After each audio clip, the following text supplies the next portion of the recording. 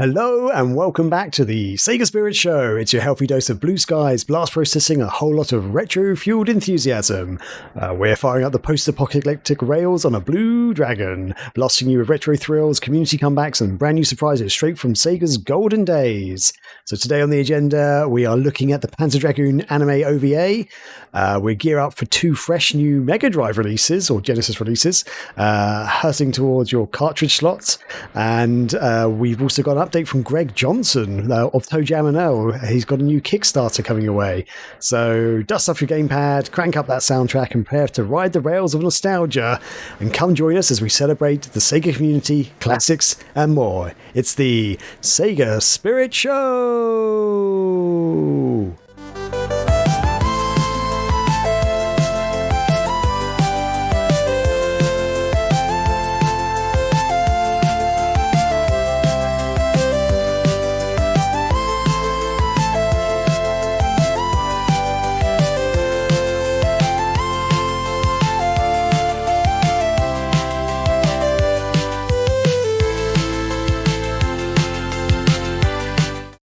Yep, we're back. Scotty, how are you doing? What's been happening since the last episode? I'm here. Nothing. That's right. Whole heap and helping not much. Nice. Played some video games though. Addendum to the last thing I complained about, I guess, real quick, is Tony Hawk, horrible. My new footage begs to differ, since I am a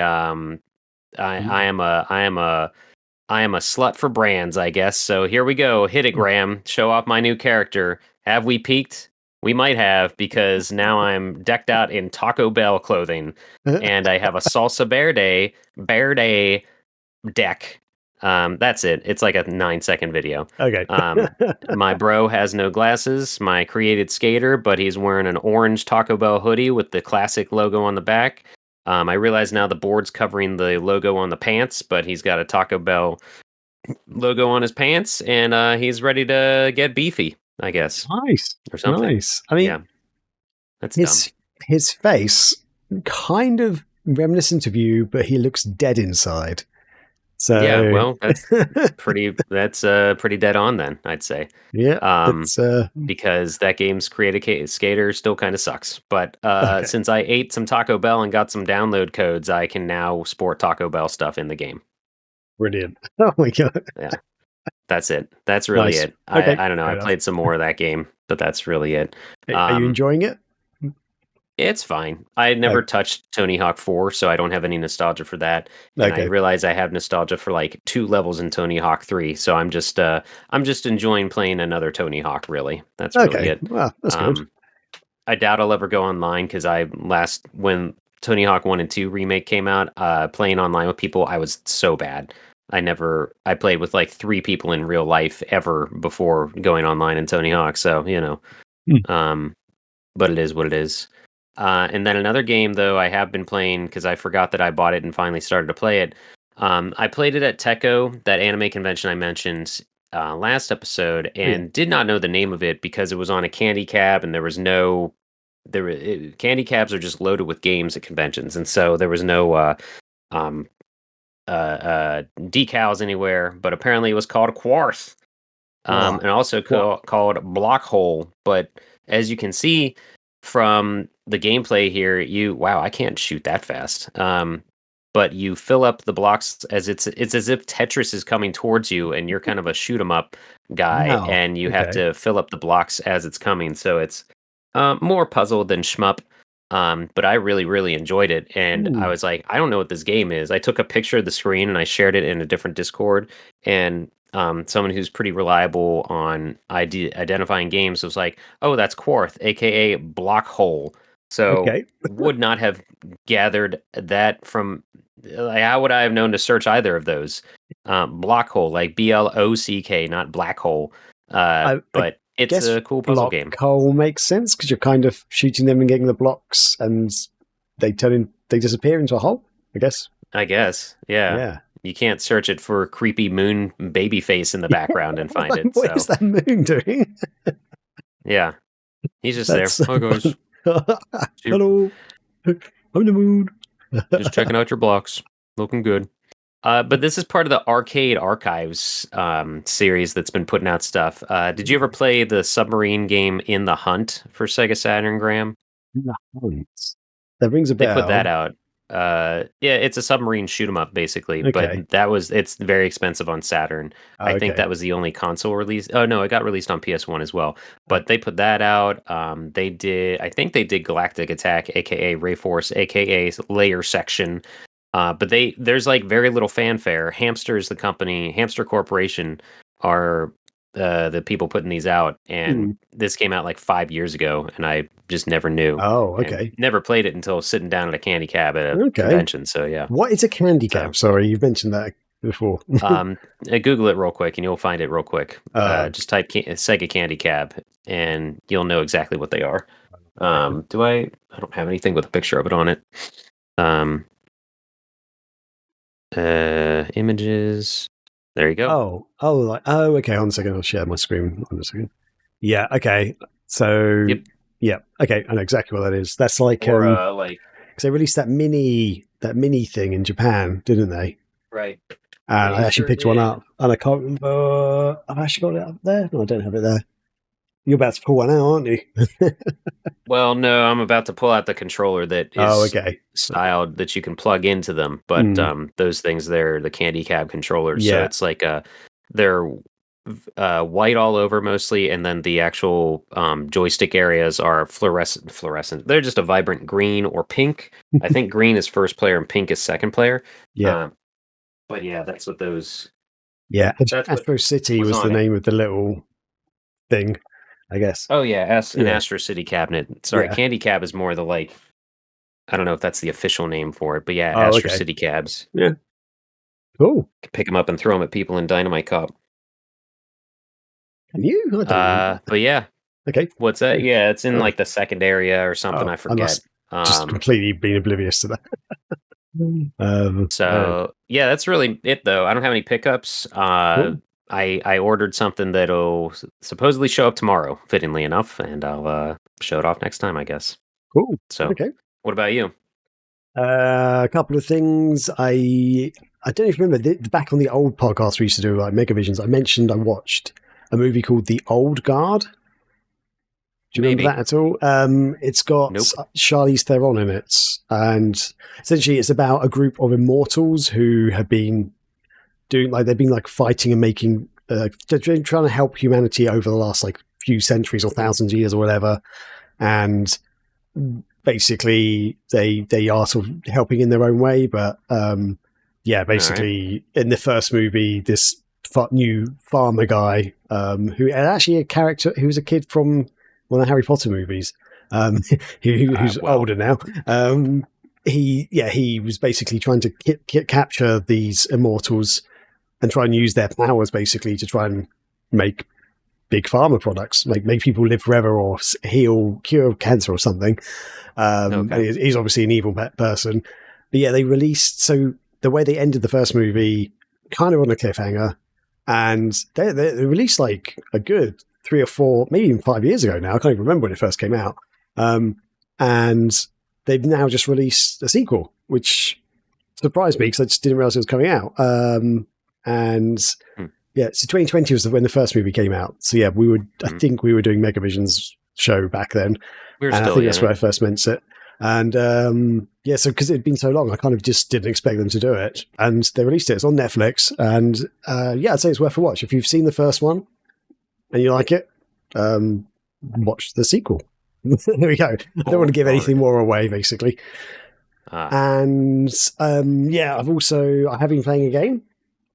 So last week I showed off Gladmort. So I'd picked up my copy of Gladmort had arrived, and I completely forgot I'd even ordered it. I completely forgot what it was about. But yeah, it's from a Kickstarter.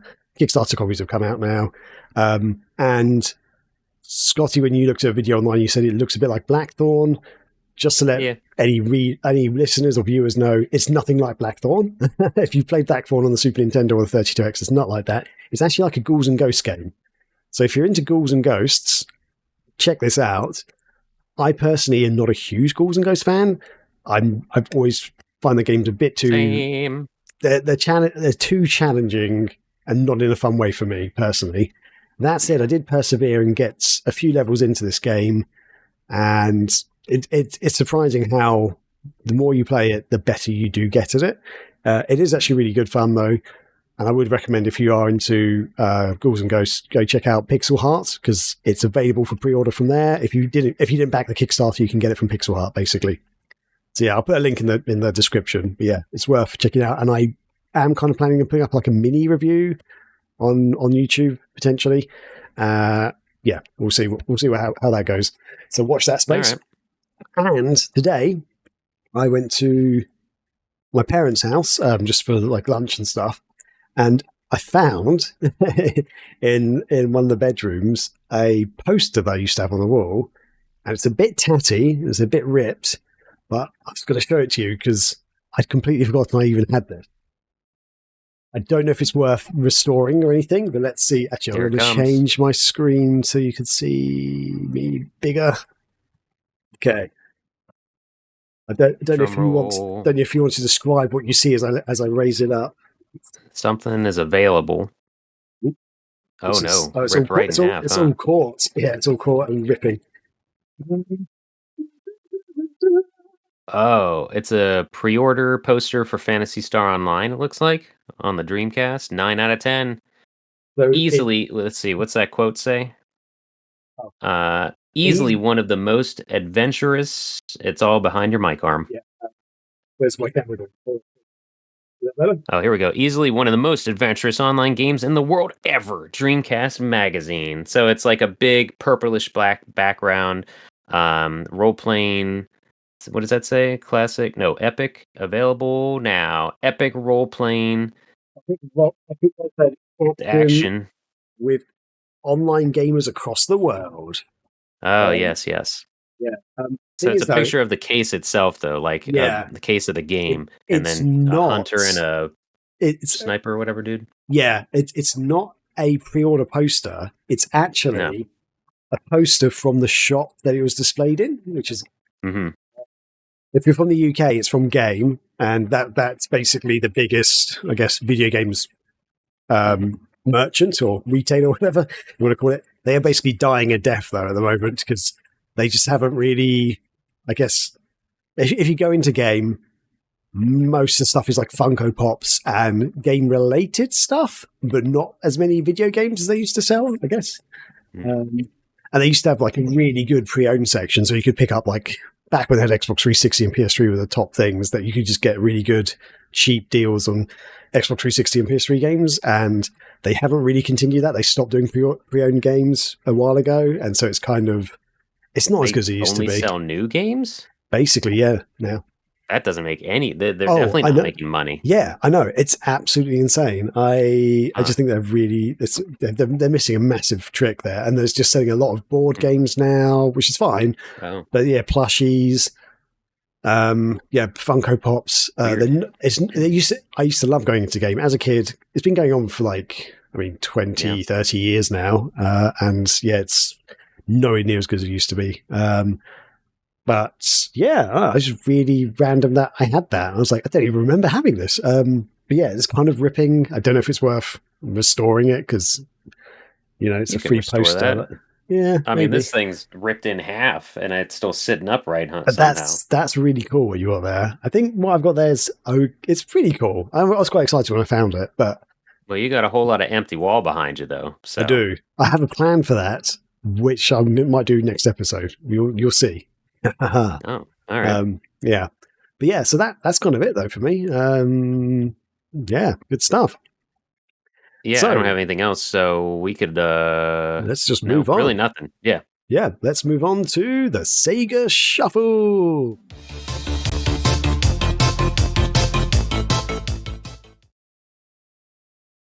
Yes. Okay. We're back. Yeah. As always, you need to give me timers for those. Yes, I do. Yeah, don't worry. You stopped in time there, actually, this time.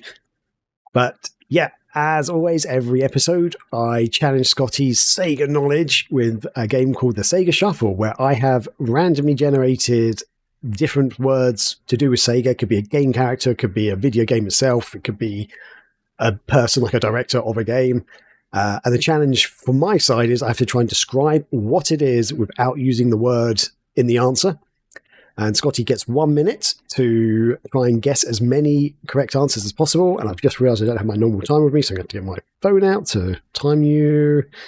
Where's the clock on? Got to make your to-do list of things to have up before recording. Yeah. What an idiot. There you go. One of them is hit the record button. Cool. So, Scotty, are you ready? Ready. He's ready. Here we go. Better than 4. Let's see. Oh, yeah, last week you got scored 4. Let's see if you can do better. You have done better in the past. As long as there's no RPGs. Yeah, let's also see if my describing is actually any good this week, because that can be a big problem. Okay. 3, 2, 1, and go. Okay, so this is a game that was actually hidden inside the Master System itself. It's you don't need a cartridge inserted. It's a Sega Fantasy Easter Zone? egg. No. One of the Alex kids? I don't know. No. Okay, do you want to pass?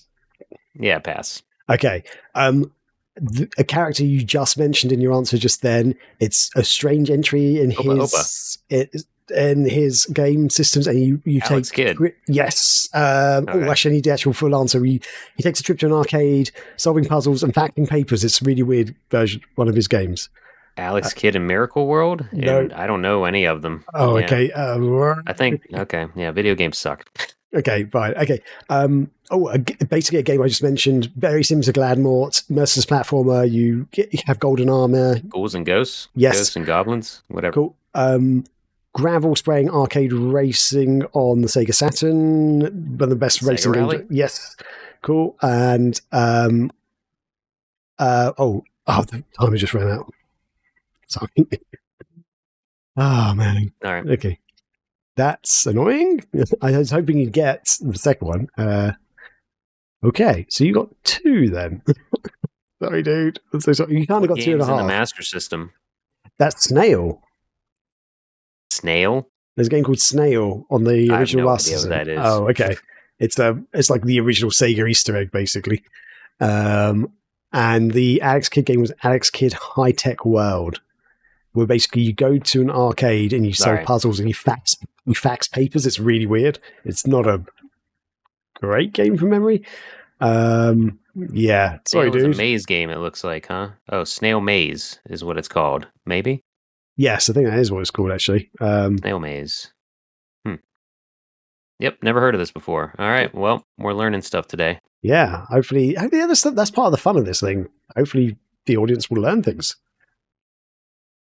And what else did I not? Yeah, just the Alex Kidd one was the only other and one then I basically ran out of time for the next one I was going to ask you. So I don't even remember the other ones I answered. So that's how Ghouls and Ghosts, Goblins and something. Yeah, Ghouls and Ghosts and Sega Rally. Was that it? Sega Rally. Yeah, you got 2 right. I think Sega Rally was an answer before on one of them. It might have been. This is randomly generated. They might repeat themselves occasionally. So yeah, sorry, dude. I've got through college with test anxiety and have forgotten everything on all of them as soon as I left the room. So fantastic. No skin off my nose. Cool. Okay. Is that a phrase in the UK? No skin off my nose. Yeah. Or no skin off my back. Yeah. Yeah. Yep. All right. Well, screw tests, and we're gonna have another one later. Fantastic. Cool. And with that, let's move on to our community news.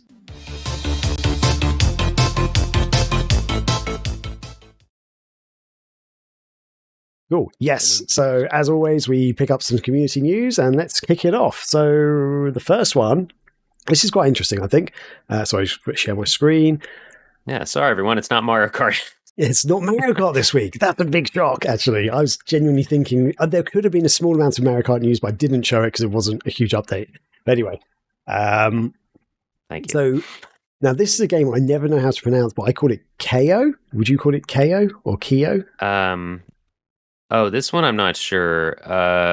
Keio. Well, wasn't the shoot. You know what? I missed this part. I do watch the Shiro show every Friday, or I try to catch parts of it, and I think this was the first thing they mentioned, and I missed that part to hear how people say the name. Fair enough. Well, I'm going to call it Keio. We'll Keio, I guess. Keio's Flying Squadron 2 now has an American NTSC version available in English. So if you don't know about this game, this is the sequel to the original game, which was more of a shoot 'em up, but this is kind of like a platformer and shoot 'em up. It was only released in Japan and in Europe. So the European version is in English. I've actually got a video here of the new NTSC English version. Holy crap. Sorry, keep going. Okay. What? I'll tell you in a second. I looked up the price. Oh, okay, cool. So yeah, actually, let's just get forward to some gameplay or something. Have we got any gameplay? This is a Sega CD though, but Mega CD, fully animated cutscenes and stuff. Looks beautiful.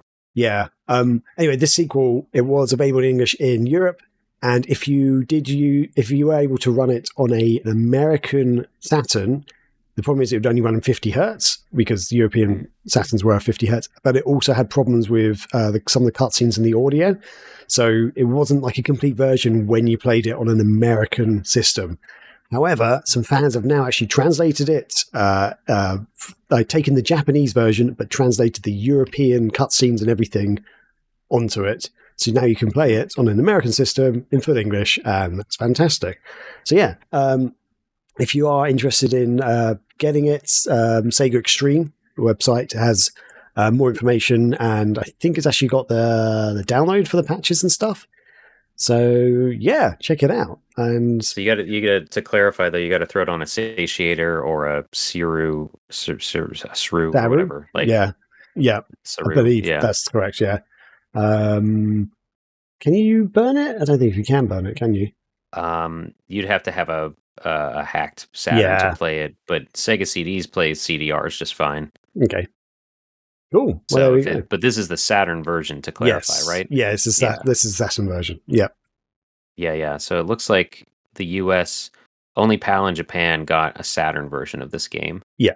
And the first game only got released in the US on Sega CD. That was the one that I saw the complete in box price for and said, holy crap, or whatever. Oh, yeah. So, how much is that? It's the most expensive out of all of these. It goes for $2,624 complete in box. Yeah. That's the Sega CD game, yeah. Okay, right. Wow. Yeah. It's another isn't it not Treasure, Working Designs, I think, right? I can't remember who made this. Say here. Oh, it says Victor Entertainment. Yeah. Way off. Whoops. I don't know then. It looks like I actually never played this one. I think I played the first one a bit, but this looks really good. This looks more my speed as well, because the original was more of a shoot 'em up, and this is a mix of shoot 'em up and platforming, which is it looks really good though. I always get this series confused with what's the other one called? That Popful Mail. Oh, okay, yeah. Another pricey thing. I've not really played that, but I know of it. The platform and RPG, that one is, but this looks really cool. Looks really awesome. Good. Yeah, and Shira's always reporting on amazing Saturn community stuff as well. Yeah, cool. Anyway, so Scotty, that's neat. Yeah, I'll try it. I can now. It's got the satiator and stuff. Yeah, you do. Next bit of news. Here we go. Hit it. So Graham and I both talked about Escape 2042 plenty of times, made by Orion Soft. Orion Soft just randomly threw a YouTube video up of a sequel that's apparently in the works called Escape 2049. And the artwork looks, and the way that the video is for listeners, it's a Mega Drive sitting in front of a monitor with an EverDrive MD in the console, and then he just picks up the controller and shows. It's already more advanced than the 2042 was. Yeah. There's a lady in her underwear just sleeping in her apartment or something. Now, apparently. But don't take our video down, please, YouTube. But I maybe it's grainier because we're far from the monitor, but I kind of like this look of the graphics of the game, the aesthetics of it. Very much just like a synthwave album cover in most of these screens. She's driving somewhere in the neon city in her Lamborghini, of course. And then as the cutscenes progress, it looks like a robot like shoots her and she passes out, and then suddenly you're in the game. But we'll link the video and everything so you can check it out at your own pace. Go move up a little bit so we can see the gameplay though. So sprites are much bigger. You're not just a little stick person like you are in 2042. I'd say like a fifth. Your character Yeah. is a fifth the size of the screen, probably about. Like about the size Sonic would be. But there's puzzles, there's platform, it already looks more intricate, just the level design itself, than 2042. Because 2042 is also, you could see the whole room that you were in on your Yeah. screen, but this one, it looks like it's big enough that you have to kind of walk a little bit to see what's up ahead of you. They've got the security cameras. You can disarm them somehow, it looks like, and then you get passcodes to go through doors. You've got a gun of some sort. Still, I'd say it's Alien inspired, but yeah, I'm excited for this. I'll get it as soon as it comes out. This looks really good. Yeah, and I loved Escape 42. Hopefully it'll be as good as that, because I think Escape 42 was hampered in visually because they was released on the NES as well. Everything. It's basically released on everything. He put it on a NES. He put it out on Game Boy. And Dreamcast is where I found it. Yeah, that's where I've got it. And I'm trying to see if... No, there's really not any... it says music is not final in the description there. I was just trying to see if it had any info on the progression of it, but just says it's a sequel, work in progress. Follow Orion Soft for more updates on Twitter and at their website. So we'll be sure to link that. But yeah, I mean, I'm pretty excited for it because it's a drastic upgrade. Yeah, and I went ooh, because she's now on like a hovering platform that she can control. Well, that's pretty funky. I think so. Yeah, that's what it looks like. So, looks tricky, but yeah. I also want to be slightly pedantic about something. She's driving a Ferrari, not a Lamborghini. Is she? That's the Ferrari Testarossa. Yeah, sorry. But it one homage. Brilliant. Anyway, sorry. Carry on. If people are familiar with the game 1980X, that was another cool game that has the same aesthetic in these cutscenes, anyway. But so Escape 2049. Keep an eye out for it. So, whoops! It's kind of showing some screenshots from Escape 2042 there, just to show the difference of how. Yeah, he's like tiny. You can barely see him on the screen. Still get a physical. Yeah, it's so good. Such a good game, though. You can still get that physically on Genesis, it says there, in Game Boy Advance. But yeah, we've featured Orion Soft's games a bunch during the marathons, between that, Alice Sisters Mom's Rescue, whatever the name is. Alice Mom's Rescue, yeah. Yeah, there's too many apostrophes. So, they're always making cool stuff, though. Alansar is the game we mentioned a few weeks ago, because I couldn't remember the name of it. But anyway, I actually also own Zia and the Goddess of Magic, but I've never played it. It's one of those games I bought and just never picked. I have that one just because it doesn't have a physical release. Like I try to get it. I did have a physical release at one point. At the time when I learned about it, it didn't. So. Okay. Yeah, he's the guy's done. I think it's just one guy, isn't he? He's done a lot of good stuff. So, I think so. Yeah, good stuff. Cool. And with that, let's move on to the next one, which is, so this is a mini update on a game. This was actually revealed over a year ago, in 2024, but it's had a massive update on it. And it was shown off at RetroCon in Brazil last weekend. That was a big thing that's been happening, and a lot of indie stuff's been coming out of that. This is a video from Retro Gamer Boy. He's actually got his hands on the demo that was shown at RetroCon. The thing about this game is, I don't know if you know, Scotty, some people have actually created a Sega Neptune, basically they've made their own Sega Neptune, which is a Mega Drive or Genesis with a 32X built in. So it's all built in together. You don't have the tower power anymore. Yeah. And this game, the tower. This game was originally teased and designed as an exclusive for the Sega Neptune. So that's what they're sort of advertising it as. However, apparently this is the 16-bit version just running on a Mega Drive. So they've also created it for the Mega Drive now, apparently. This is my understanding from what I've read from a couple of different sources. And it looks awesome. Like, when you actually, if you check out the full video, the music's really good, the sound effects are really good, the visuals are really very bright, vibrant, very smooth action by the looks of it. I'll just skip forward a little bit. You basically, the first bit, you go along, find a sword in a tunnel, and then you come out, it's nighttime, and it's basically you're getting attacked by lots of creepy things. But it seems really smooth, really slick, and it's not available. The demo is not available to download yet. Hmm. On the Retro Gamer Boy, one of the team developing it actually leaves a comment and sort of says it's not available to public just yet, but it's coming at some point. They have different physics. On this bit, you actually get pushed back by the wind and rain and stuff, and you have to fight as you go along. I just think it's really good. I think it's definitely something people should watch out for, basically. So yeah, that's kind of all I want to say. Parallaxing backgrounds, rain's coming down, like the lightning, the what's it called? The skyline, the skybox flashes when the lightning strikes and stuff. So yeah, it looks pretty impressive. That's cool. Cool. And very neat. Finally, Scotty, our news this week. Yeah. Didn't think you'd hear from Greg Johnson. He lives in Hawaii, so he's dealing with a lot of nature crap. A lot of the world throwing crap at them. But he randomly updated the ToeJam Earl Discord from ToeJam Earl Back in the Groove to announce a new game in the works by him by Human Nature Studios, who made ToeJam Earl Back in the Groove. They made oh my god, I just completely forgot the name of that other like alien socializing game. Crap. It was on Vita. It was on PlayStation Vita or something. Yeah, for some reason that's where I played it the most. But if I was gonna say if you click on Human Nature Studios, it might show up there. I'm not sure. But this game, what do we got? Let's see. Oh no, I don't think that's all correct.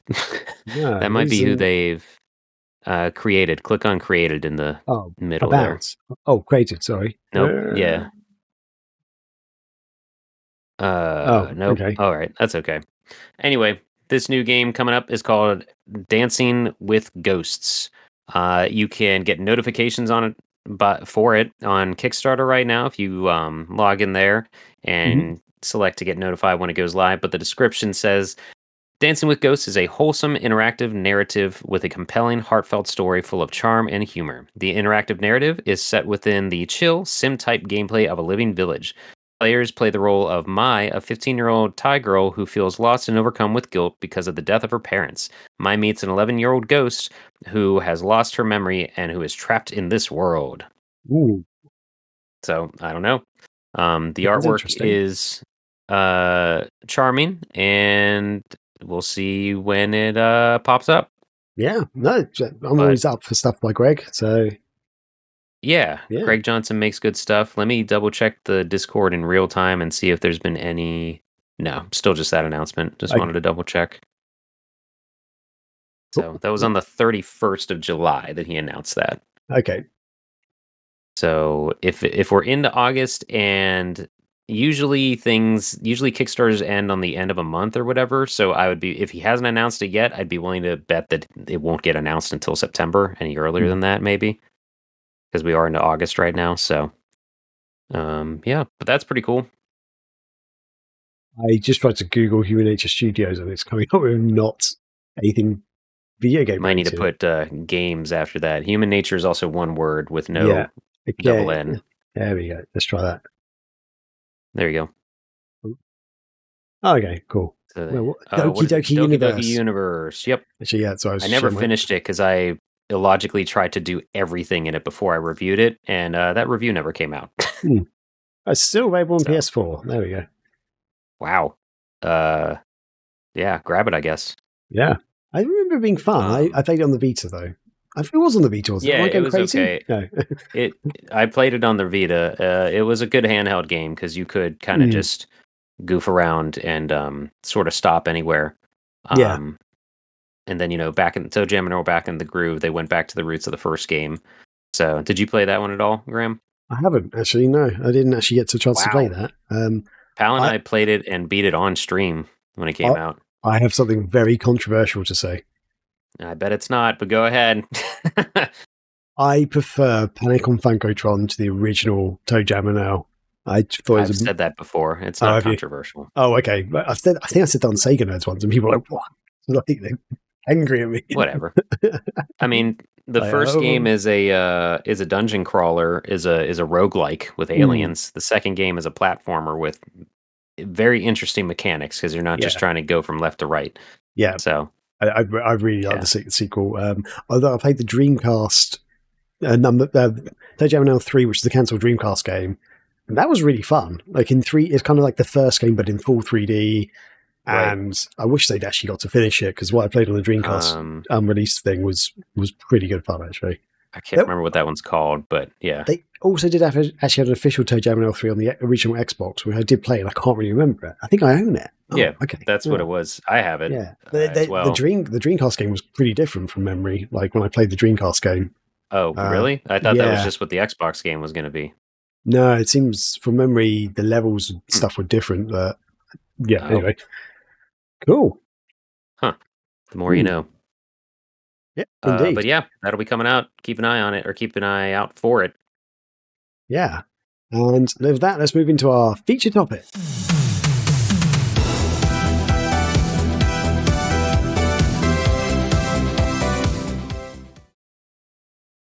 Cool. So, this week we're doing something slightly different, I guess. We are not looking at a video game. Well, we might look at a video game a little bit, but we're actually looking at the Panzer Dragoon anime OVA. So if you, Scotty's got it in his hand there. Is that actually the original VHS copy you've got there? Whoa. Oh my God. Well, it was.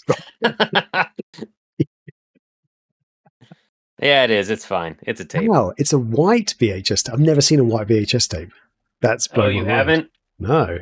Is that what color they were in America? Wow. That's just what ADV films decided to do. It's a shame this one's a little more beat up. I'm holding up the Sonic OVA, folks. But next to it on the shelf was my copy of Panzer Dragoon, the movie. Is it just called that? No, it's literally just called Panzer Dragoon. ADV Films released this. Anybody remember ADV Video? ADV Studio? What are they called? ADV Films. A for Alpha, D for Delta, V for Victor. Yeah. Films.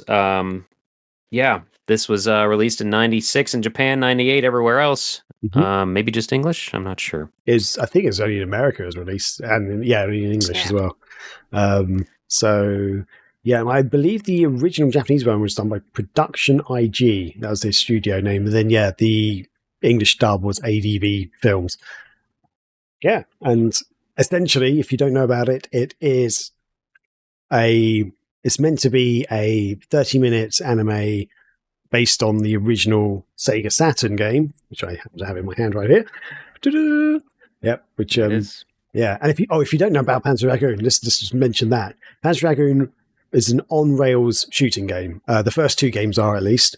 So a bit like Star Fox style games, like you're on the back of a dragon, and the slight difference is you've actually got full 360 rotation of your gun, so you can actually change the camera angle to be full 360 degrees and shoot in any direction, basically.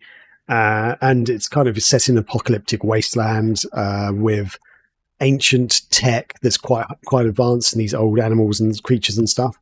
You probably heard me mention Panzer Dragoon's. You probably mentioned me mention. You probably heard me mention Panzer Dragoon Saga being my favourite game of all time. That is actually it's set in the same world, but it's an RPG, whereas these are on rails shooters. Anyway, Panzer Dragoon anime OVA is based on the first game. Any other thoughts before we go into? What? Oh, I was going to say, any other thoughts before we go into get into it? I was going to mention ADV Films real quick because the TLDR of their history is why the Sonic OVA is very expensive. But they were founded in 92 by let's see here. Basically, video game fans founded them, or a video game fan and an anime fan put the company together, and then they were declining in the mid 2000s, so they stopped and liquidated in 2009. Sentai Holdings, owner of Section 23 Films, Sentai Filmworks, Aesir Holdings, Valkyria Medical Partners, and Seraphin Digital took the ADV brand. This is all coming from Wikipedia, but most of their former titles were re-released by other companies. Sentai subsequently was acquired by AMC Networks in 2022, and as of 2025, ADV exists as a domiciled shell corporation. which I didn't know what that was. So I might go robotic for a second, but it's a company or corporation with no significant assets or operations, often formed to obtain financing before beginning business. That doesn't help me, but Um, so yeah, some of their things have been re-released. Some have not, since no one's. I don't know what happened to the rights with the Sonic movie, but I think it was released on DVD in Japan. But it is still streaming somehow in Japan also, so Oh, it's still okay. officially owned by someone, I guess. But um, this movie, though, I'll read Mm. the back of it here. Going to Panzer Dragoon, or did you have anything to add about ADV Films at all, there, Nope. Graham? Nope. Yeah, I know nothing I about them. somehow had like their stuff was getting mailed to me at one point. So I have a couple tapes of Slayers for some reason, the anime Slayers. I got um some other ninja movie I can't remember. So I don't know. Probably as a result of Sonic, honestly. But so I'll read the back of the box here for the Panzer Dragoon movie, and then we'll get into it here. Legends, let me get better lighting. Legends of the ancient empire speak of a dark tower and a genetically created race of dragons that await the command to arise and wreak havoc upon the land. Kyle believes the legends are only stories to frighten children. That is until his lady, Alita, is stolen by the Black Dragon. Kyle forms an uneasy alliance with Blau, a blue dragon, in order to rescue Alita before she becomes the catalyst for the Dark Tower's final program, the complete destruction of the world. There you go. Nice. That's nowhere does he state that though in the anime that I can remember, but what do I know? Kyle, our hero for the ages, Kyle. Everybody, just remember that. What was your reaction when you saw like his name's just Kyle? Yeah, I was a bit like, oh, okay, that's yeah, fine. I just like that's they didn't really think much about that, did they? Like, No, not at it's all. Um, just choose a generic Americanized name that would work. Basically, I think. Yeah. So, but like we said, and a lot of this info we're getting from Sega Retro, there's so little info on this movie though online. It was Mm. released on VHS and Laserdisc in Japan. Never anything beyond that. No Mm. DVD. Why would you? It sold horribly. Um, but it was apparently released on VHS November 11th, 1998. The English version, it is only 30 minutes long. And like Sega Retro says here, the film stays largely to the plot of the original Sega Saturn game, though adds a female love interest. Um, I would argue. I mean, it came out before. Or wait, Came out after uh, the game. did it come out after Saga though? When did Saga Oh no, it release? came out before Saga. Sorry, yeah, it came out. Okay. Saga released in 1998. This released in 96, didn't it? Oh yeah, duh. Yeah. So there you go. And so yeah, if you are a big fan, you can find the Laserdisc. I couldn't even find it online anywhere, the Laserdisc version, Oh, but VHS is all over eBay for like $12. So if you really want this, Graham, I have no idea what he thinks yet. We'll find out if he cares. But I don't know that it needs much more introduction. no, So we can just get into it unless you had any background to add to that, Graham. not really. No, nothing really to add, I guess. I will say though, actually, even though Kyle in the American version, like, well, in the anime, obviously sounds very stupid. The original Japanese character's name in the game was kind of like it's like Keil is his Oh, name, but really? it's unnamed in the American version of the game. So it Yeah. kind of is Kyle. It's like Kyle, but a weird spelling of it. So I guess they just took the name and went, yeah, no, yeah, let's make it I don't know. even more generic Yeah. and rubbish. Shall I play the anime in the background while we chat? You can. I have notes that if we want to, I kind of took notes as it continued, so Okay, we could just go through the movie. It's only 30 sure. minutes, so I don't know that since it is so short, maybe it would be helpful to just go through the movie and talk about it as we go. What do you think? Yeah, we could do. I think we could skip forward bits and stuff if need be, because I don't think we need to watch the whole Yeah, thing, do we? No. Okay, this is the cool. first time we've watched a movie for the Sega Spirit Show, Hmm. so pardon our dust as we figure out this format, everybody. Yeah. But the opening of it immediately shows dated CG graphics. Yeah. Immediately. So good. Um, Here we go. which is apparently a flashback, and I didn't even put two and two together until I should clarify. Oh. I watched this once in English. I watched it a second time, the Japanese version. Did you do? Which did you do? I only watched the Japanese version, I must admit, with Okay. English subtitles. Actually, can I get the subtitles on? Have they put subtitles? Oh, okay, yeah. There's, I think it's AI generated closed caption that we can look at. You're doing the English one, so there are. The one that you had on Daily Motion does have the subtitles, but yeah, whichever you I'm playing wanted the YouTube one, which is slightly better quality. Yeah. Yeah, apparently the tower talks to them at the beginning. Yeah. So I don't know. We didn't say outright. Graham and I are big fans of Panzer Dragoon Saga. I like the series as a whole. I like on-rail shooters. This is Sega's Star Fox, essentially. But yeah. It's so there is the tower, though. Mm-hmm. Yeah. So so Panzer Dragoon, out of all the ones I played, is actually my least favorite of the games. Although I do have a soft spot for it because it was the first in the series. It has got some memorable moments in the actual game. Generally, it's a fine game, but I just thought Panzer Dragoon Zwei as a rail shooter took it to the next level. It's a much better game. More, I don't know. It's just better all around. They improved everything about it. And then Panzer Dragoon Saga, my favorite game. It's an RPG. I love it. It's amazing. Orta's really good, beautiful game. Yeah. And then you've got the Crimson Dragon games, which were kind of a spin-off sequel. They weren't really sequels because they're owned by Sega, but they're spin-offs made by the same original guy. But yeah, anyway. So back to the anime. So have you got any notes on this bit, or do you want me to talk? The tower takes down a bunch of army ships, and then we cut to Blind Girl on horseback or lizardback with our bro Kyle and his bro, some other dude. His name, yeah. They're hunting one of those things, and I mean, props to them. It's like, oh, that's an enemy from the game, so I recognize this weird little manta ray sand gliding creature. I don't know what it is. Yeah, I don't know. And then after that, dragon comes down. We get the title card and stuff. Yeah, but the black dragon attacks. Blue dragon interferes. The opening in this is similar to the game as well, like especially the bit at the very start with the ships getting destroyed at the very start, and then this scene here has similarities. Kyle in the game is actually riding on one of these things. He's with a group of people, but he breaks off from the group of people, chasing them.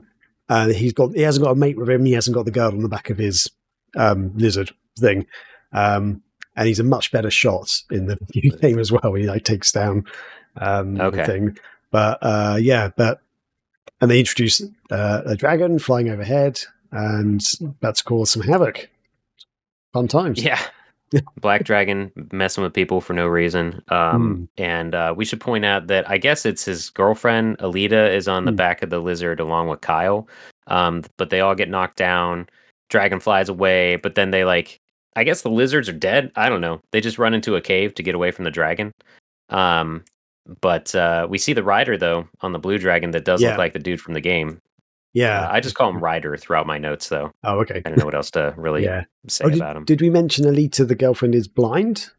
Yeah, I said it cuts to her. She's blind, but she's able to find where the creature is that they're hunting in the sand and stuff. Yeah, somehow she just knows, I guess. So let's skip and then she also senses that the black dragon is near, so I guess she has some sort of psychic powers. It's never explained. No, it's not at all.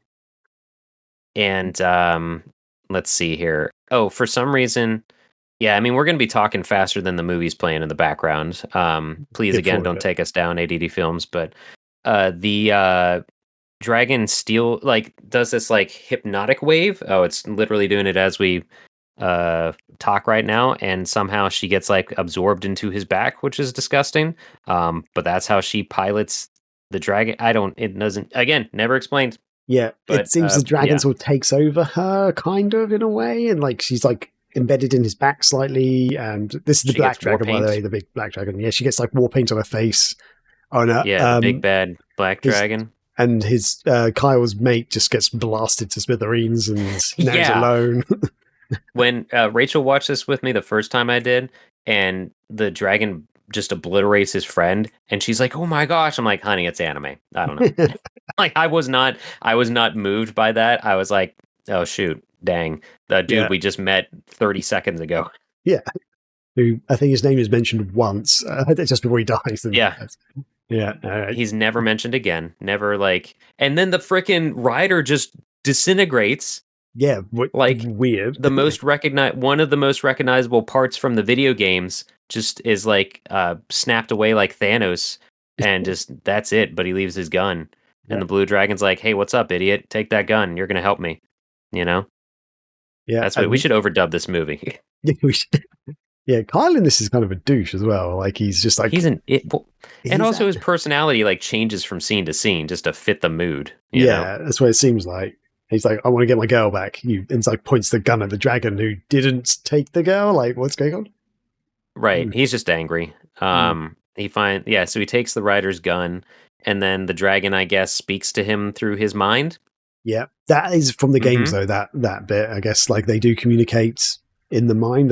They sort of show, I guess, images to the riders, and they go, "Oh yeah," like they do that in Panzer Dragoon Saga. He communicates to Edge that way, and he understands. Saga, I remember that happening. Yeah, I don't remember it in the other two though at all. But I'm unless not maybe as I'm familiar with mistaken. the other two. Maybe I'm mistaken about Panzer Dragoon 1 then. In my head, I thought they did, but yeah.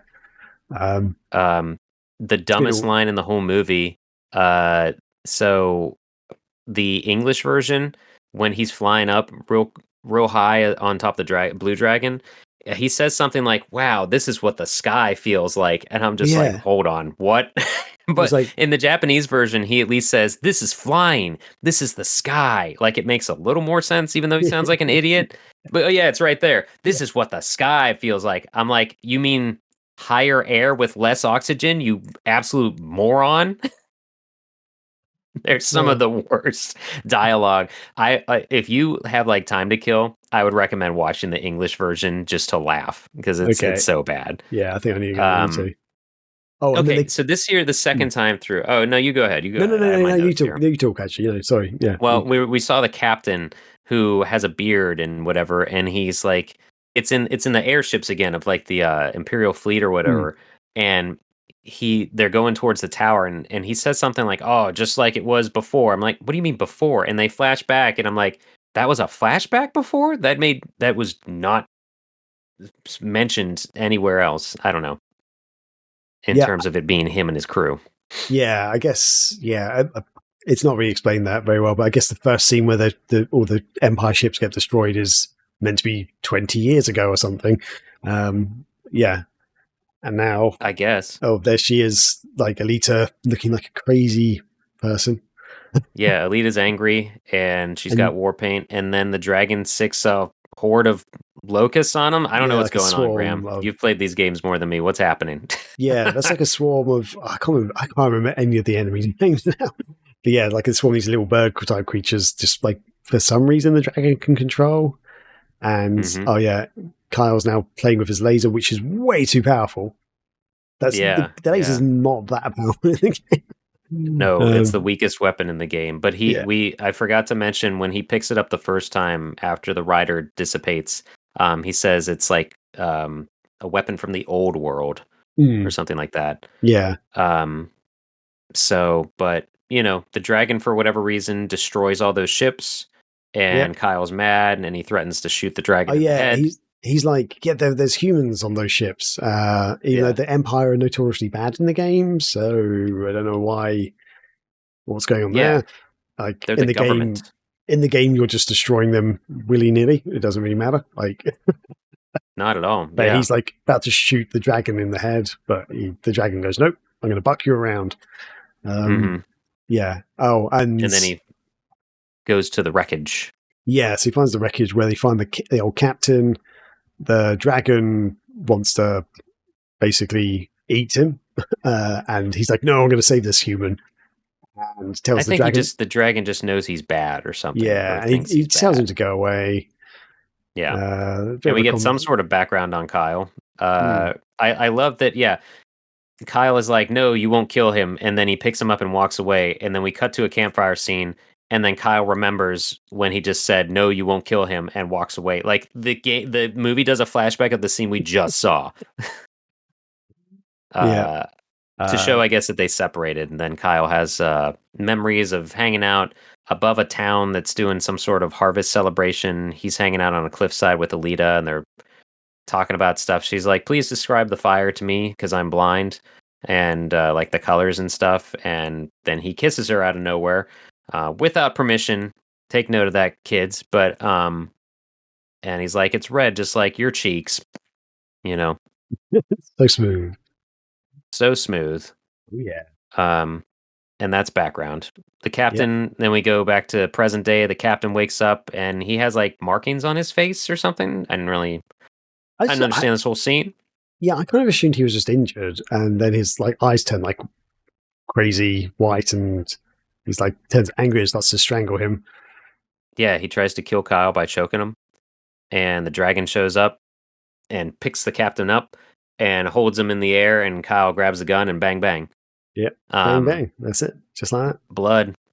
And this is another part where the Japanese version is better than the English because the English version, Kyle's like, "Oh, you knew," or both the versions, just the movie in general. He's like, "Oh, you knew he was bad, and you were trying to save me or like kill him because he's angry or because he's a zombie monster creature now."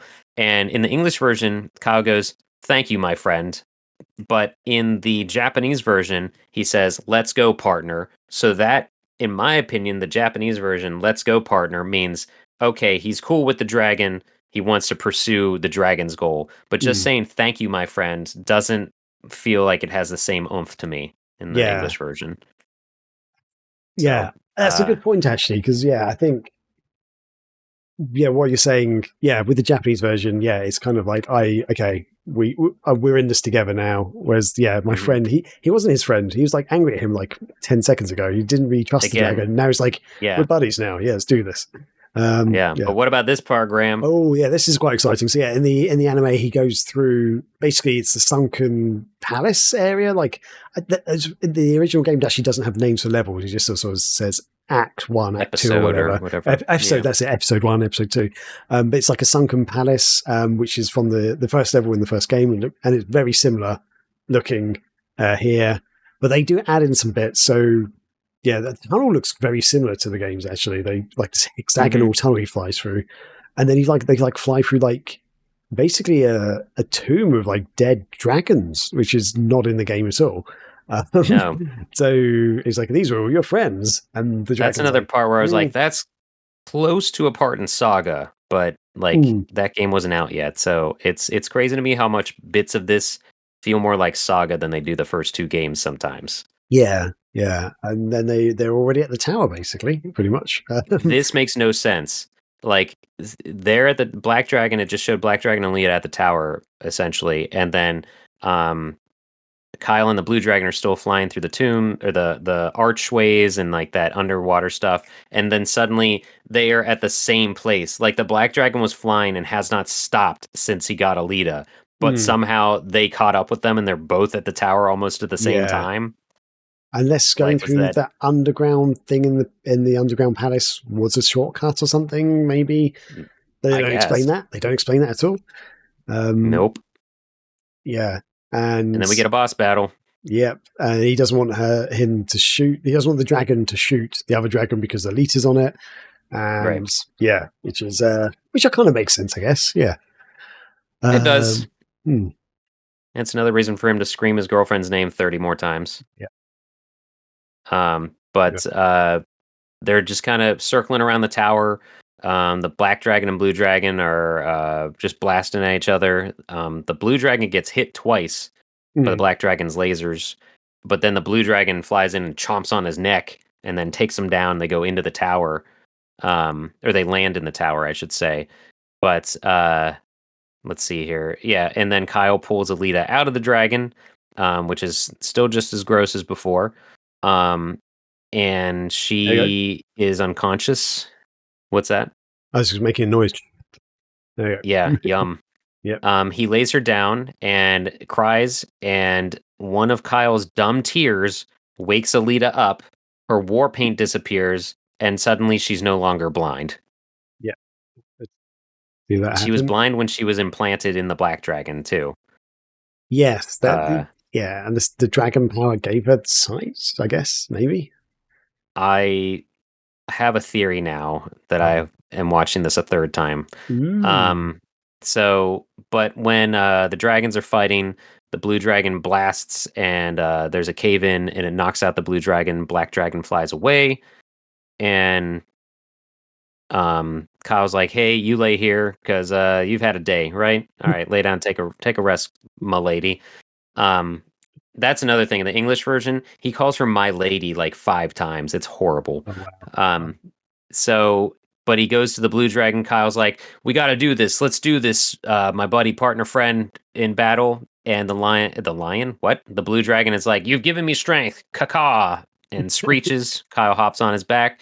They fly on up, best friends in battle. Yeah. And then please describe what happens next. Yeah, so they go into a fight, and I had to explain this. Basically, Kyle can now, I don't know, he somehow can see when the dragon's going to fire, and like tells Blue to like move left and right and stuff. Like, it's almost like I don't fully understand this bit. And then they, the dragon communicates to him and say, we have to like join forces and use our powers together. With our powers combined. Oh, we're going to. Yeah. By the way, the dragon introduced himself as Blau. Oh yeah, that's the point. It's when he goes, "Hi, this is my name," even though we've been together all day. So yeah, they're gonna join forces. Oh, and Blau is just German for blue, by the way, if you didn't know that. Yep. And then Kyle stands on his back, does a massive Dragon Ball, and then just fires.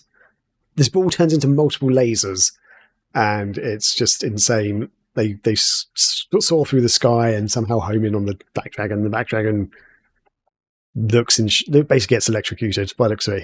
He's just falls apart.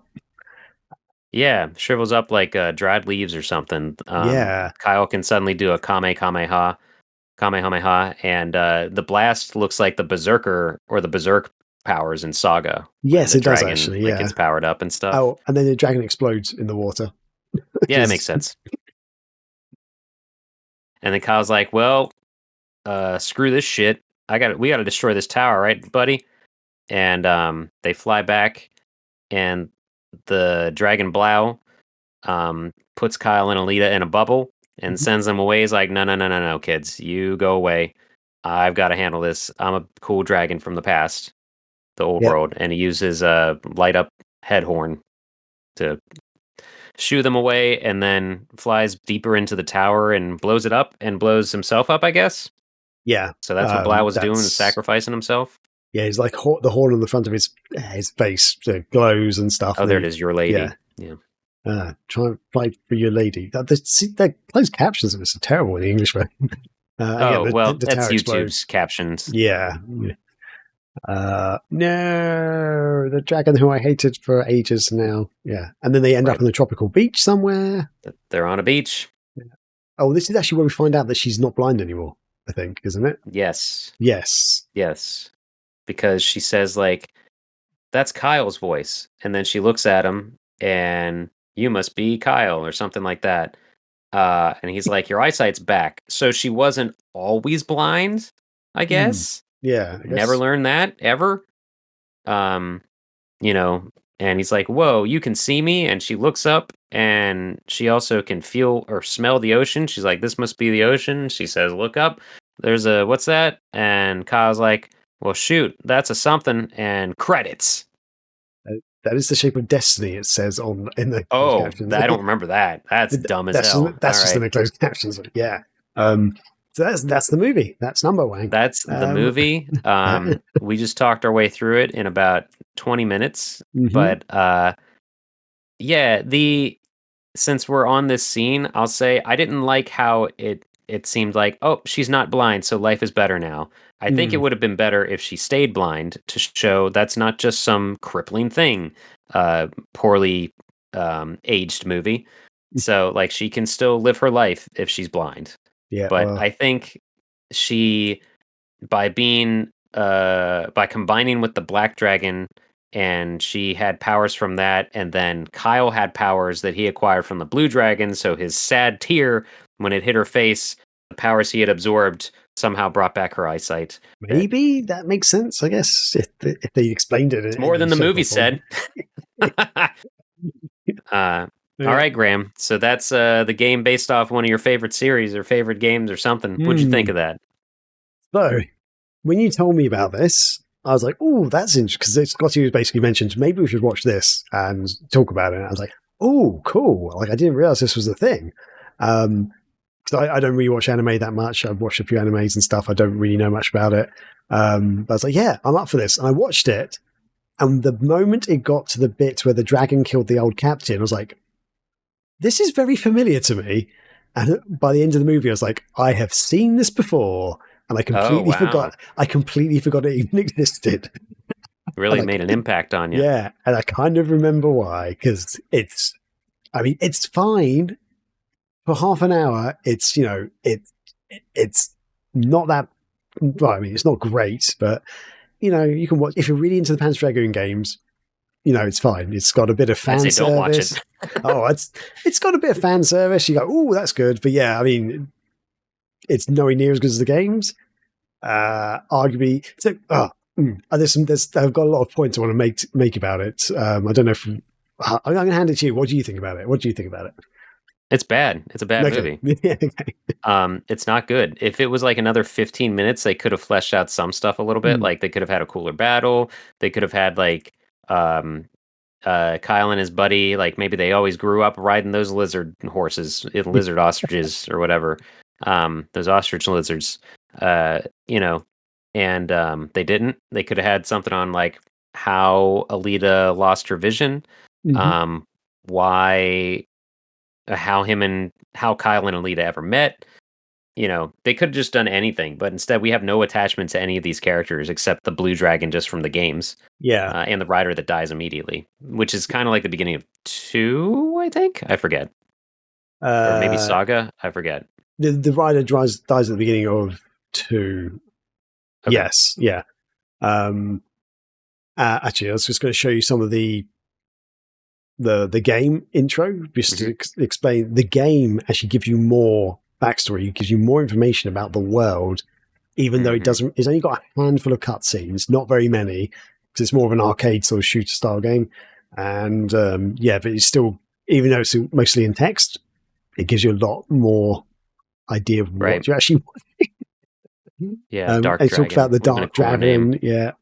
And it does, actually, it's got the bit near the beginning with the the tower destroying the Empire ships. Actually, it doesn't show them getting destroyed. It shows the Empire being there, though. Sorry. And then this is the scene with the Kyle and his friends riding.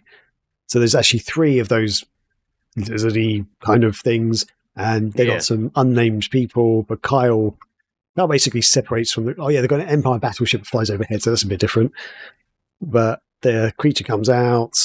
Kyle chases it, and he gets separated. This is the point where he's on his own. Wow, that's very close to the game. Yeah, the movie. Yeah, and and then he goes into he finds his random tunnel, so he's not getting attacked by the other dragon yet.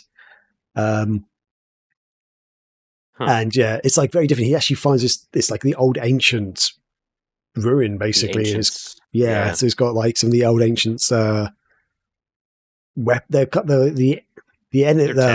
The monsters are kind of like weapons that they use effectively. And then like the thing he was chasing is dead. And then some things start shooting him, and there's a bigger creature, which is similar to what you see in Panzer Dragoon Saga in the excavation site at the start. I'm not going to go through this whole thing, but basically it's a bit of a different start. And there's like a massive explosion, which is crazy. And he seems to survive this massive explosion. And this is where you see the Dark Dragon and the Blue Dragon fighting, and it's a bit. The Dark Dragon in this is much bigger than the Blue Dragon. You can see, for one thing, it's like a much bigger thing, and destroys the entire village, and then the guy gets shot straight through the chest. It's like quite brutal. Surprisingly, the movie was accurate to this. That's interesting. That shows how much I've played the first one, or how recently, anyway. And then, the Blue Dragon, the rider fly to Kyle, and basically the rider actually kind of imparts the wisdom to him in effect. I guess like you got to take over from me. They could have done that. Yeah, they could have totally done this. Yeah, and this is like this is like a communication thing, showing about the tower and all that stuff. Anyway, yeah. And basically, the dragon tells him you need to stop the dark dragon from getting to the tower and activating the tower because the tower is a weapon, effectively. Anyway, so yeah, that's that bit, and then the bit in the sunken city is the only bits in the movie that are kind of the same, I guess. And I wanted to show you the ending bit. Shall I show you that now? Or should I do that later? Now's fine. Cool. So, here we go. Basically, there's a... Oh, wait. I was just going all the way back to there. Where's it gone? The end of the first game, to clarify, listeners. The end of the first game. The tower's opening and stuff, and it goes to the last episode. And basically, the last episode is a boss battle, and you basically...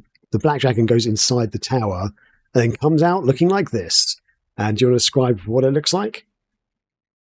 Big old flying snake thing. Basically, yeah, it's even bigger. It's like absolutely massive, and this is like the boss battle. Why didn't they do this in the anime?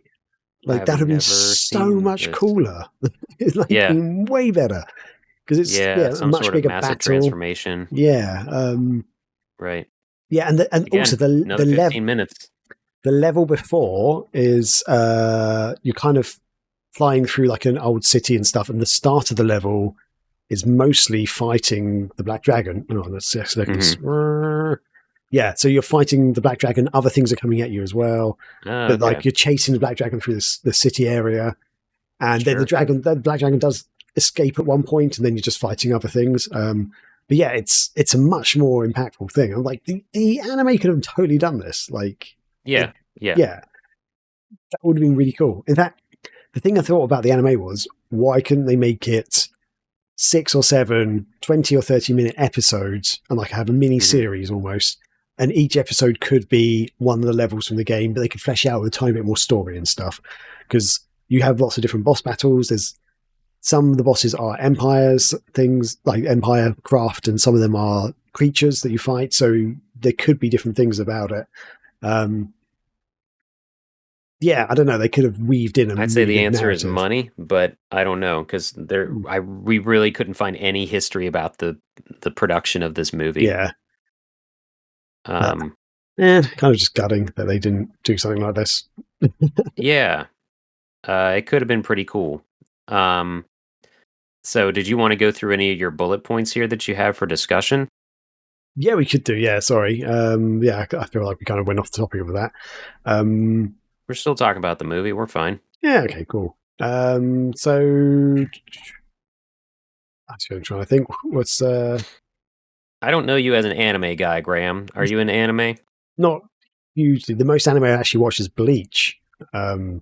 If you've ever seen Bleach, that's one series I really got into, and then it kind of got way too much. Like 300 episodes in or something, I'm like, I'm kind of done now. Yeah, it's one of the longer ones. Yeah. I much prefer anime that have the standard 26 episodes or 12 episodes or whatever it is. So, and even though it's technically not anime, it's based on anime, I really got into the One Piece Netflix series. The live action one? The live action one. I really enjoyed that. And I will never watch One Piece because I'm a human adult and I will never be able to. There's thousands of episodes. Are you kidding me? Okay. Well, I mean, the Netflix shows the first series only 8 episodes. I have no attachment to it. I don't really care about One Piece, so I probably won't ever watch that either. I watched the Netflix show is really good. If you haven't seen the anime, I think I've heard people who like the anime like the Netflix show as well, but I've never seen. I tried to watch the anime, but I was like, I don't have time for this. Anyway. I don't know if I ever will. I guess to set any standards at all, listeners, my favorite anime of all time is Cowboy Bebop. And you know, as basic as that might be, I don't care. It's my favorite. That's fine. And some others are like Fully Cooley. K-On! Is pretty good. Beck Mongolian Chop Squad is good. So, Trigun. I can't remember others right now, but yeah, I guess I don't really have them down here. Anyway, this is by the numbers, it compared to other animes, it like, you know, damsel in distress, guy has suddenly powers, falls into becoming a hero. His friend dies. It doesn't matter, I guess, and he saves the world, I suppose. Yeah, basically. So, Yeah, so it's pretty much by the numbers. I think if we want to yeah. compare it to the game, how do you feel like it compares to the game in like terms of like the style, retaining the style and like the art? Let's go with the art direction first. So with the art direction, because the games are quite well known for their style. How do you think the anime Um, compares? I think the anime is too bright. I think it needed to be Okay. grittier and more desolate Mm, in certain areas. Like it needed to look like some sort of unknown apocalyptic event happened. It doesn't feel like this in it doesn't feel like that in this. It just feels like they're in a desert and then they're in an ocean and that's it. mm. Yeah, that's fair enough. Yeah, So, yeah, that's like true. not even like you don't get the sense that the imperial ships that the dragons both wanted to blow up were bad or that Yeah. they're good except for Kyle saying there are humans on that thing, you Mm, know.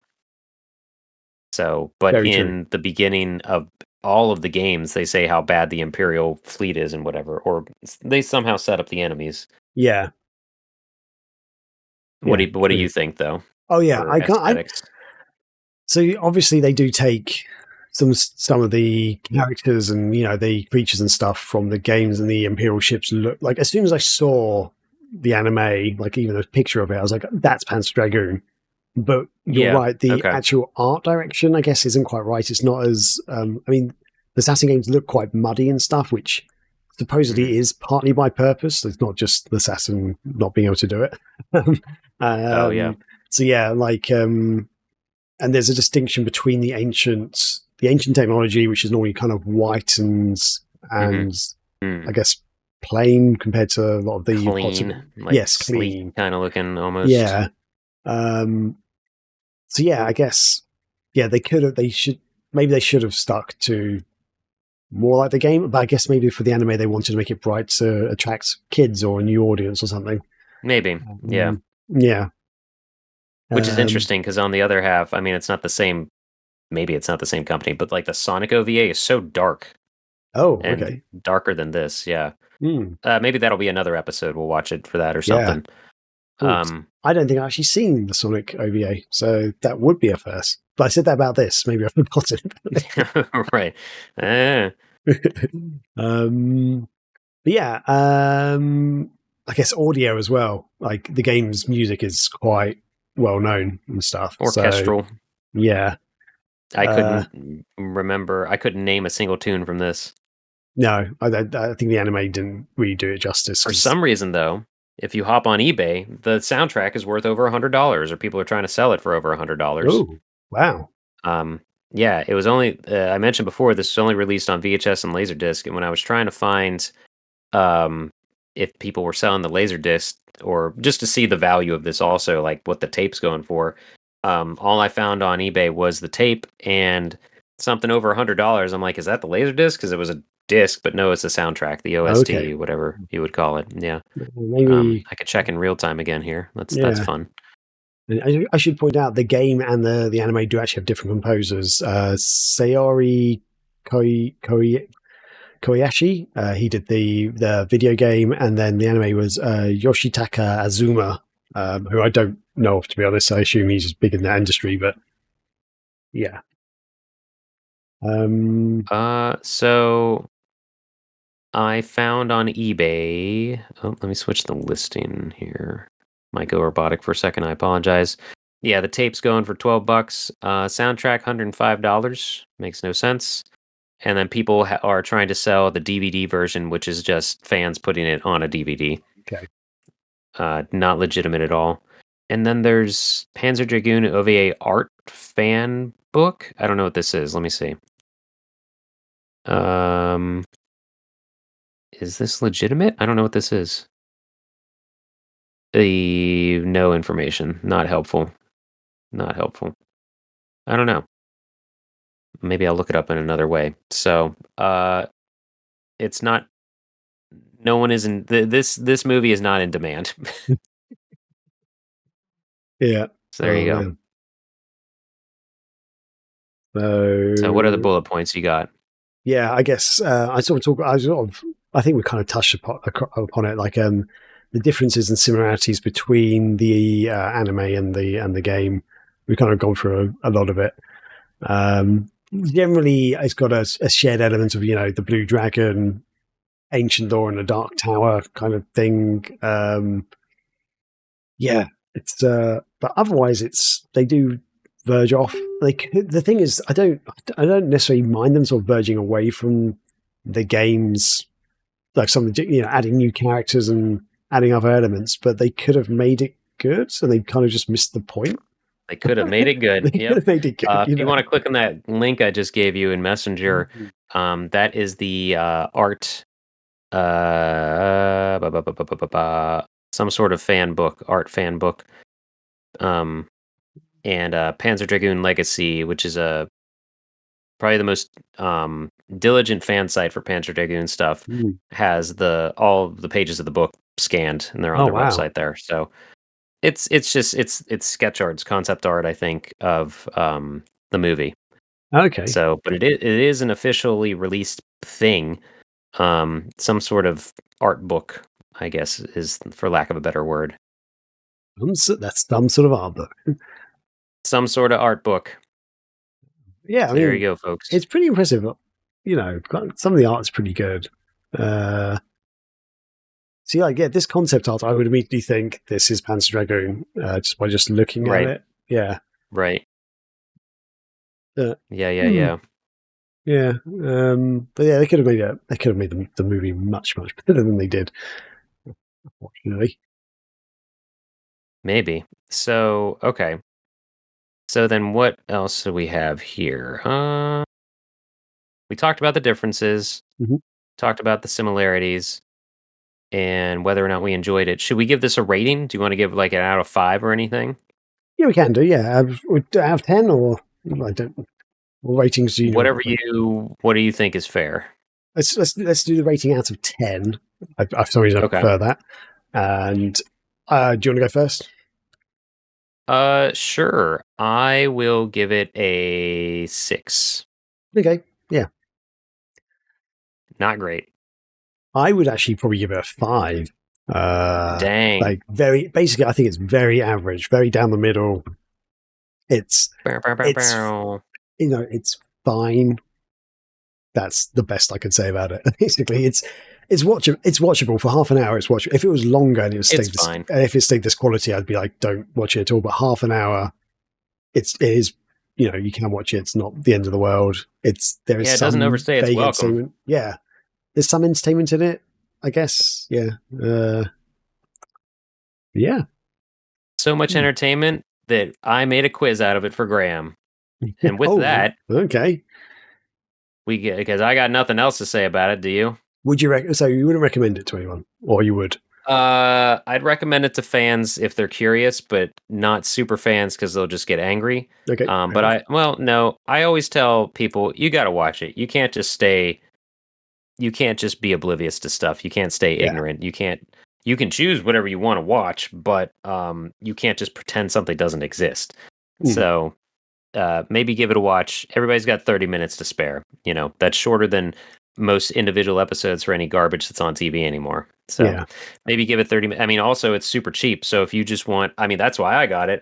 Forever ago, I just knew this was a Sega game-based movie, so I bought it and put it on my shelf after watching it once. And I wasn't that huge of a fan, so I wasn't offended by it then. But now it's like, whatever. This isn't that great. But I own it. So yeah. I mean, if I ever see the Laserdisc in person, I'll grab it because I'm a psychopath. But do you have a Laserdisc player? No, not at all. Are you one of the 10 people in the world that had one? Man, no, I own 3 Laserdiscs now and have no player. Wow. I have what is I have no player and I must Laserdisc. Have no mouth and I must scream. You ready for a quiz? Sure. Great. You ready for the Panzer Dragoon quiz of the ancients? Okay, here we go.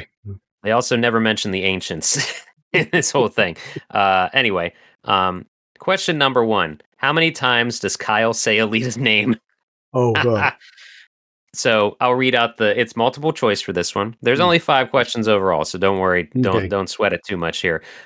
Number 1, how many times does Kyle say Alita's name? A, 13 times, B, 23 times, C, 33 times, or D, 43 times? Your I'm gonna answer, go Graham? B 23 times. Incorrect. The correct answer is D, 43 in the Japanese version and only 30 in the English version because a couple of times in the English version he says my lady. So he says the name more times than like there are minutes in the movie.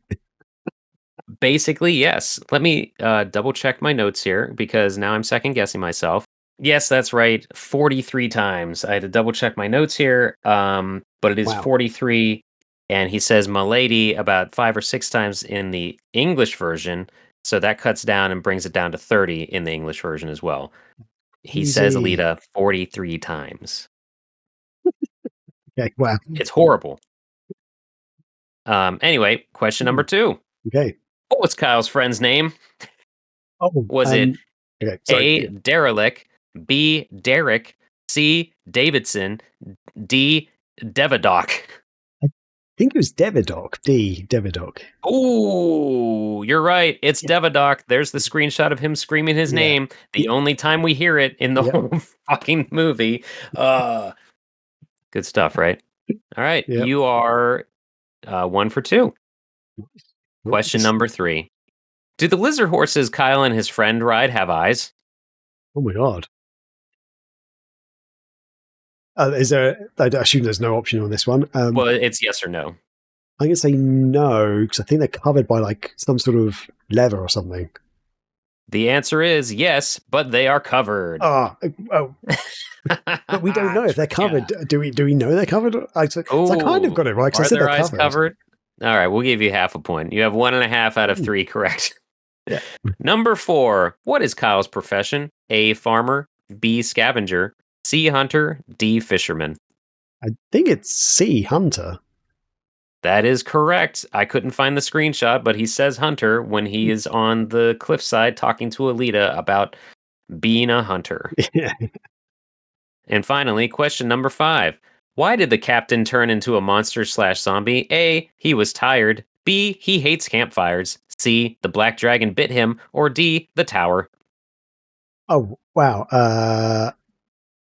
is this actually answered? I don't even remember this being answered. I'm gonna say it makes sense if it was the tower, I guess, or maybe Correct. D, the tower. Okay. Jenga. This is so dumb.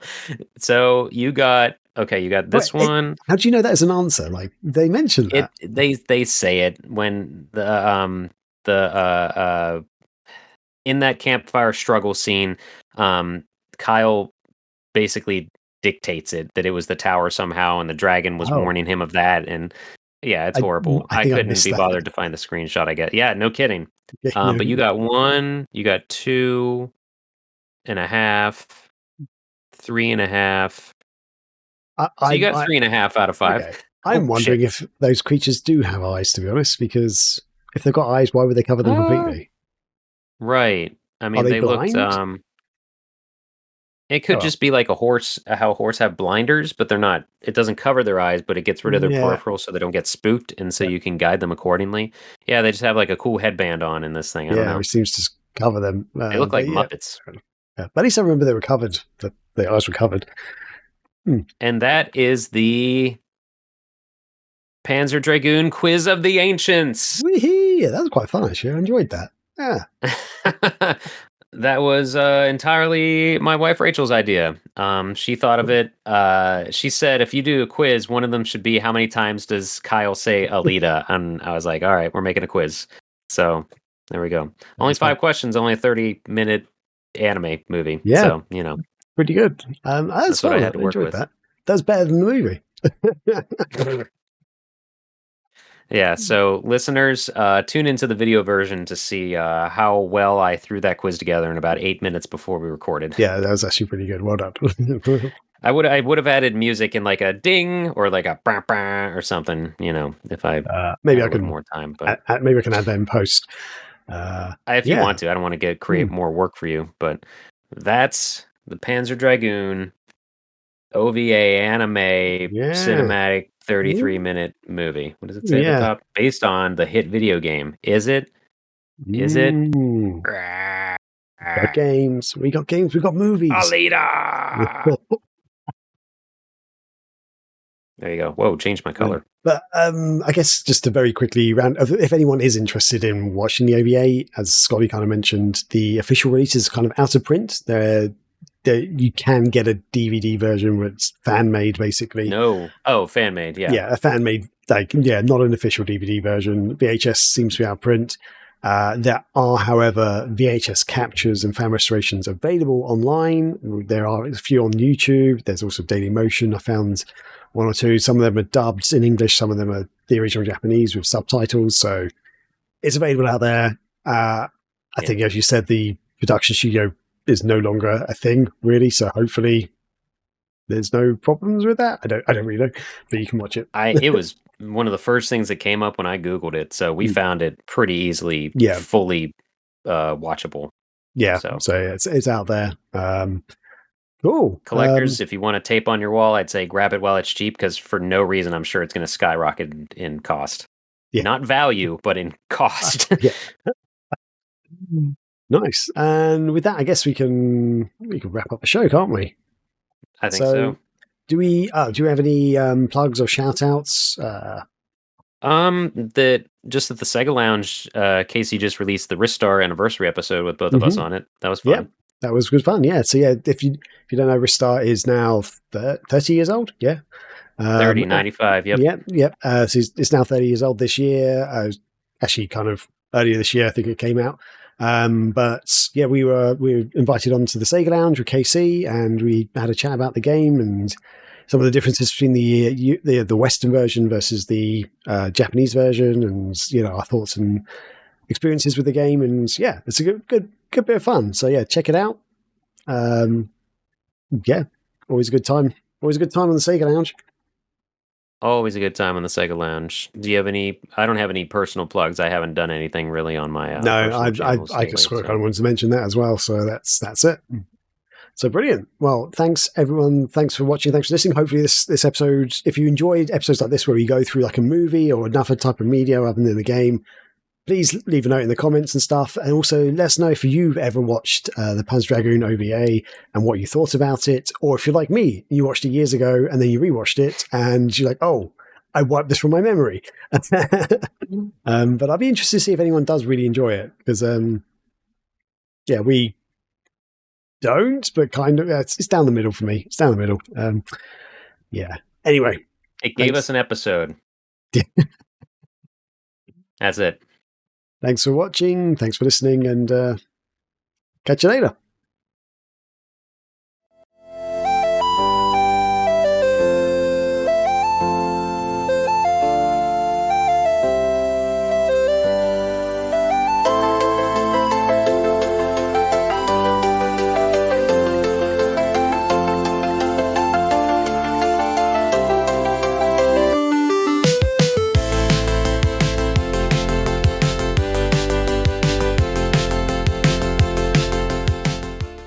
You can't search it for creepy moon baby face in the background and find it. What is that moon doing? Yeah. He's just there. Hi, guys. Hello. I'm the moon. Just checking out your blocks. Looking good.